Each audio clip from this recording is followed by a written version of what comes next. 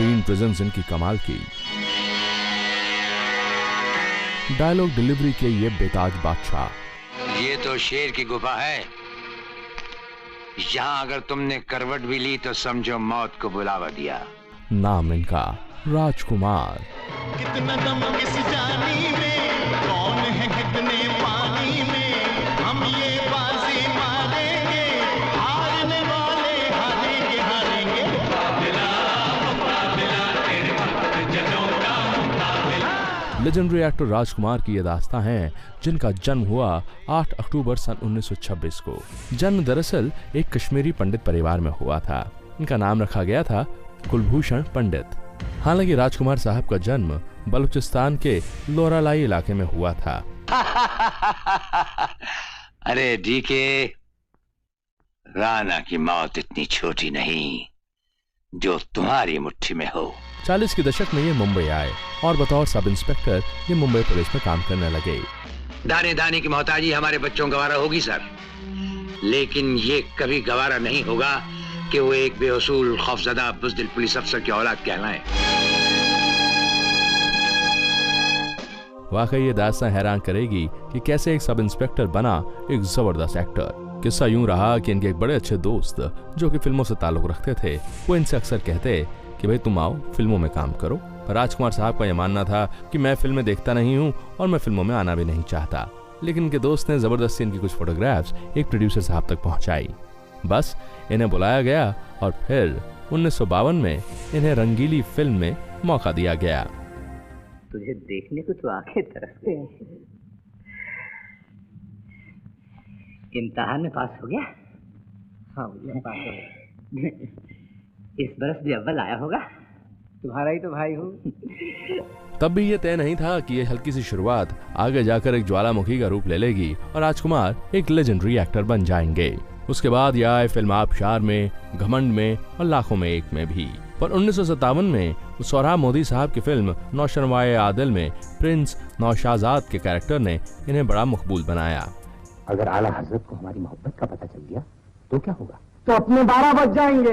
ये किस्सा भी मशहूर रहा कि महबूब खान साहब की फिल्म मदर इंडिया का रोल इन्हें कैसे मिला। फिल्म मदर इंडिया ने राजकुमार को एक अलग पहचान दी थी। हालांकि किरदार जरा मुख्तसर सा था। बात दरअसल यूं रही कि महबूब खान दरअसल दिलीप कुमार को चाहते थे कि वो ये किरदार निभाएं, और यही नहीं बल्कि बिरजू का किरदार भी दिलीप कुमार ही निभाएं, यानी कि पिता भी दिलीप कुमार और बेटा भी दिलीप कुमार। पर दिलीप कुमार साहब ने ये कह के इनकार कर दिया कि महबूब भाई कैसी बातें करते हैं आप। शुरुआत में मैं नरगिस का पति बनूं और बाद में उसे मामा कहता पुकारता रहूंगा फिल्म में, ये अच्छा नहीं लगेगा, लिहाजा मैं ये फिल्म नहीं करूंगा।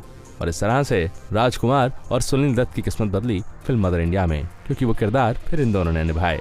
मेरी कसम, कितने अच्छे लगते हैं तेरे हाथ में। राजकुमार साहब की हाइट तकरीबन 6 फीट थी और इनकी आवाज में अजब दमखम। सुना है तुम बहुत बड़े दादा बन गए हो? हाँ राणा। हाँ नहीं कहते, राणा को जी कहते हैं। ये बड़े से बड़े हीरो को हिला के रख सकते थे और इन्होंने हीरो का रूप ही बदल के रख दिया। इनके चेहरे पे रोमांस नजर आता था, लेकिन एक अलग रोशनी के साथ।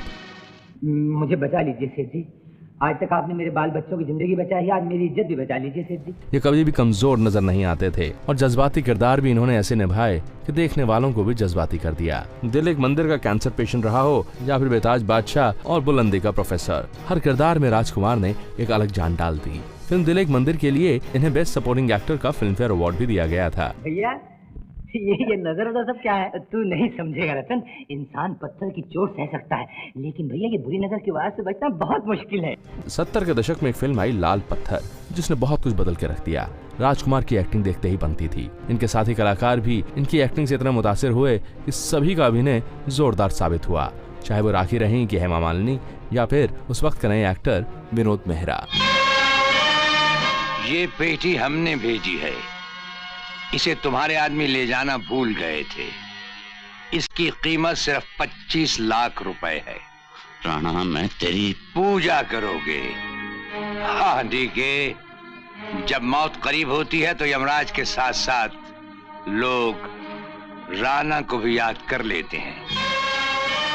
B.R. चोपड़ा साहब और यश चोपड़ा साहब के साथ इनकी खासी दोस्ती रही और इनकी बनाई हुई फिल्म वक्त को कौन भूल सकता है, जिसमें राजकुमार ने राजा का किरदार ऐसा निभाया कि चेन्नई सेठ आज भी अपने शीशे के घर को बचा के रखना चाहता है। हालांकि दिलीप कुमार साहब और राजकुमार साहब दोनों एक साथ पहले भी काम कर चुके थे, पर 90 के दशक में जब सुभाष घई साहब इन दोनों को साथ लेकर आए तो कमाल हो गया। राजकुमार साहब ने बदलते वक्त के एक्टर्स के साथ भी बहुत काम किया, चाहे वो नाना पाटेकर रहे या फिर गोविंदा।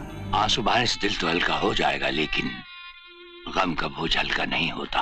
बोझ तो उस वक्त हल्का होगा राणा साहब जिस वक्त मैं उस कातिल को खत्म कर दूंगा जिसने मेरी बहन को छीनकर मेरी दुनिया खत्म कर दी। राजकुमार साहब के निजी जीवन की तरफ रुख करें तो पता चलता है कि इनका विवाह हुआ जेनिफर जी से, जिनका नाम आगे जाकर हो गया गायत्री। ये एक एयरलाइंस के लिए काम किया करती थीं। इस शादी से इन्हें 3 बच्चे हुए, 2 बेटे पुरु और पनिनी और बेटी वास्तविकता। बेटा पुरु राजकुमार भी फिल्मों में आया। पहली फिल्म थी बाल ब्रह्मचारी और बेटी वास्तविकता नजर आई सन 2006 की film 8 the power of Shani में। दुश्मनी और दोस्ती अगर गाड़ी ना हो तो उसमें कोई रंग नहीं आता चिंगू। ये बात हैरान करती है कि जिस आदमी की आवाज ने ही उसे बुलंदियों तक पहुंचाया, उस आवाज ने ही इसका साथ छोड़ दिया। जी हाँ, राजकुमार साहब को गले का कैंसर हो गया और उसके ट्रीटमेंट के दौरान इनकी आवाज इतनी मध्यम पड़ गई कि बहुत नजदीक जाके इनकी बात सुननी पड़ती थी। राजकुमार साहब ने ये बात भी एकदम साफ कर दी थी कि जब ये गुजर जाएं तब कोई शोर शराबा नहीं होगा, अंतिम क्रियाओं के बाद ही बाकी के लोगों को बताया जाएगा। और ठीक वैसा ही हुआ। 1996 3 जुलाई वो वक्त बनकर आया जब इस महान अभिनेता ने आखिरी सांसें ली। यकीनन भारतीय सिनेमा के इतिहास में राजकुमार जैसा अभिनेता न था और न ही होगा। रघु, तुम सिद्धार्थ इंडस्ट्रीज में फोन कर दो, कल सुबह वहां जाकर नौकरी शुरू कर देना। और राणा साहब इंटरव्यू? हमारे फोन के बाद इंटरव्यू नहीं होता, लेटर ऑफ अपॉइंटमेंट सीधा मिलता है।